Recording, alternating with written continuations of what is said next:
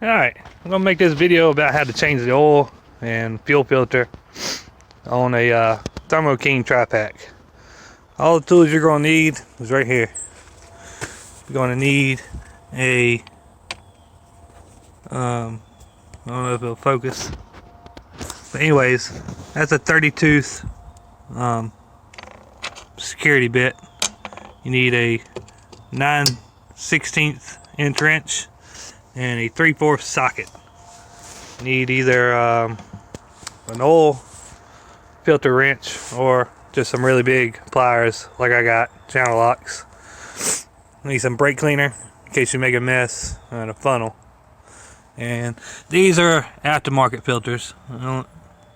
That is the fuel filter. That is the oil filter.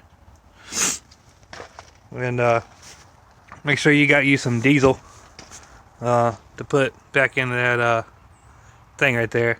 You don't have to, but sometimes it takes a little longer to prime. And an oil pan. The only thing you really got to do is you want to pull down this. Make sure you turn your engine off. All right. Then you go take out these 2 bolts right here, and you just loosen up these 3 bolts and them 3 bolts, and it will drop the bottom pan for you to get to the oil drain plug. And you can basically get to everything else right here. I mean, you can take this top off if you want to get to the air filter. But let me pause this and drop that bottom pan. Alright, we dropped that bottom pan. See how you just leave those bolts in there? Because what it does is it slides in there and it hooks back there. Alright, so you're going to take your 3/4 inch wrench, and that's where you're going to hook it to. Right there. I don't know if you can see it, but that's going to be your oil pan drain. So we're going to move this out the way. And put your oil pan in there.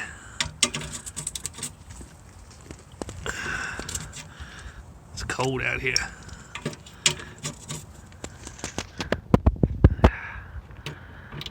Oh, hold on 1 second.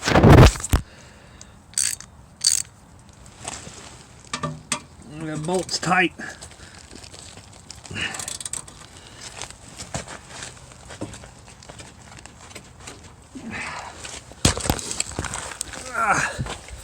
Bolts tight on there. Let me break it loose real quick. Alright, while that is draining out, we're going to go ahead and go in here and undo the oil filter. And then with the fuel filter, what you have to do is more than likely you have to take this bolt off and this bolt right here off, and just get them out your way so you don't wind up breaking your lines.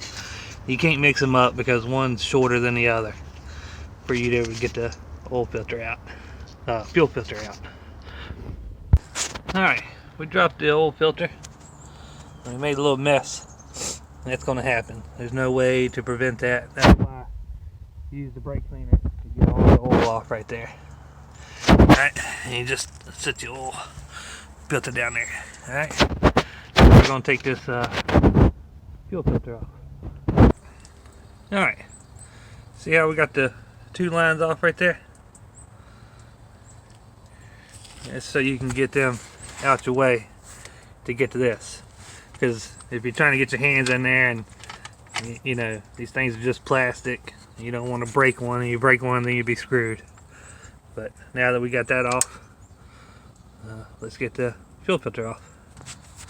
Alright, fuel filter's off. See all that diesel fluid that got all over the AC compressor belt and alternator belt? That's what your brake cleaner's for. You gotta get that stuff off of there. Alright, so now we're gonna take our fuel filter and open it up and pour some diesel in it and let it set in there for a minute for the filter to soak some of it up while we clean this off right here. Alright, now that we put fuel in our filter. We're going to turn around and go ahead and put the fuel filter on. And then we'll turn around and we'll put a little bit of oil in here. We ain't going to fill it all the way up because we got to turn it sideways in order to get it on there. So you're just going to lose most of it anyways. But it's just to go ahead and help for it to, so it won't be such a bad dry start. Alright.